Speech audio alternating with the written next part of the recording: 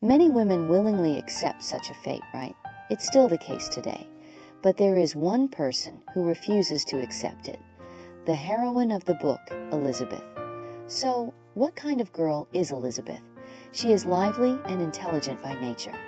But we must note a bitter truth depicted in this book.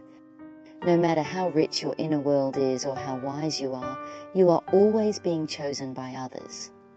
To want autonomy in marriage has never been easy, from 200 years ago to now. But the sharp-witted Elizabeth never accepts the arrangements of fate. She knows from start to pursue what she truly wants. She can't accept being trapped in a marriage arranged for her, without ever experiencing love. She wants to control her own life. So she rejects all the suitors who are socially equal to her. This is also a true reflection of Jane Austen's own feelings.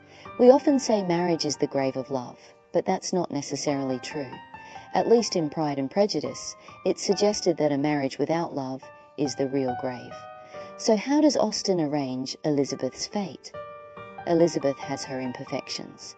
She isn't breathtakingly beautiful and is very stubborn, holding prejudices against many people. When everyone else is trying hard to please the rich and handsome Mr. Darcy, Elizabeth refuses to lower herself. So, from the initial mutual antagonism due to Pride and Prejudice, they gradually come to understand each other and finally get together, going through a very long process. The story is very captivating, but just when they both realize their feelings for each other, they face strong opposition from Darcy's aunt, a noble woman. When your marriage isn't approved by your parents, what should you do? We immediately think of famous tragedies like the butterfly lovers or the peacock flies to the southeast. But in this book, Elizabeth stands firm. How does she face the criticism? She bravely responds to the noblewoman with these words: "Your nephew is a gentleman, and I am a gentleman's daughter. We are equal. You have no right to interfere in my future." This leaves the other party speechless. This part is very exciting, and we'll discuss it next. A lot of people thought Mr. Darcy and Elizabeth, with their strong personalities, would end up parting ways. But Austen made sure they blossomed into a perfect love story. It shows that Pride and Prejudice are nothing when faced with love.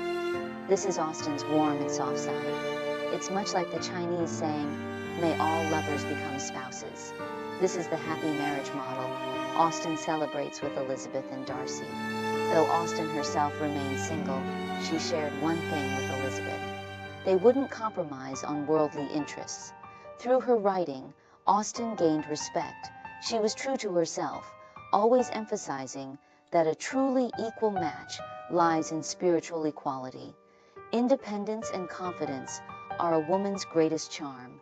Doesn't this remind you of Jane Eyre?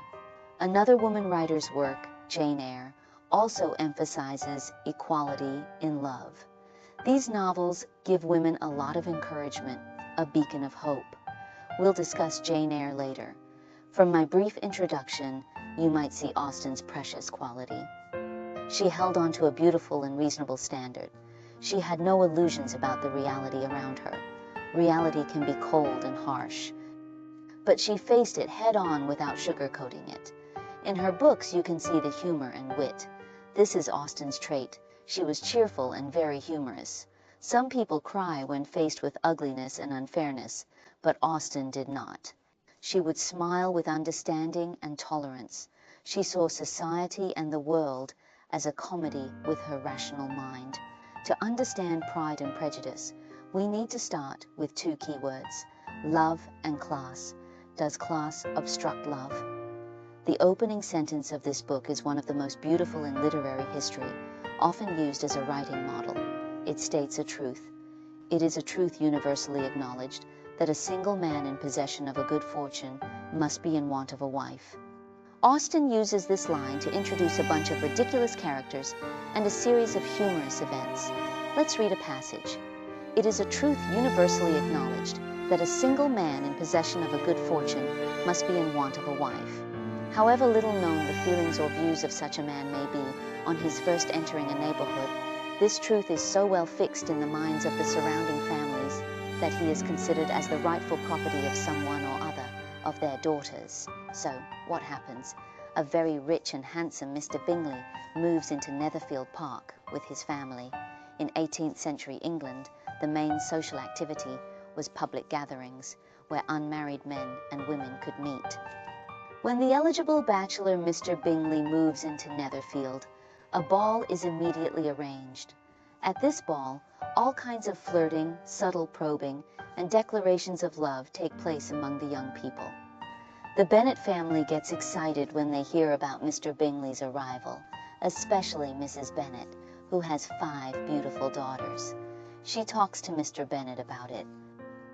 Is he married or single? Oh, single, my dear, to be sure.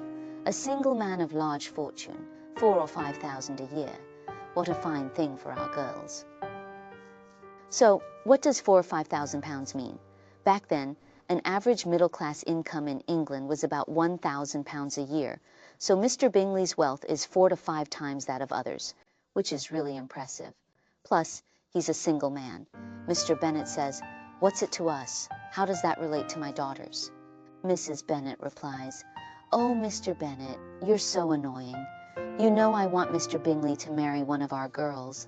Mr. Bennet isn't really interested and says, "I don't see why it's so important. You and the girls can visit him, or you can go yourself. Since you're just as pretty as they are, maybe Mr. Bingley will end up liking you instead." Mrs. Bennet says, "Oh dear, you're flattering me. I used to be quite a beauty, but now I won't pretend. When a woman has 5 grown-up daughters, she shouldn't be worrying about her looks anymore."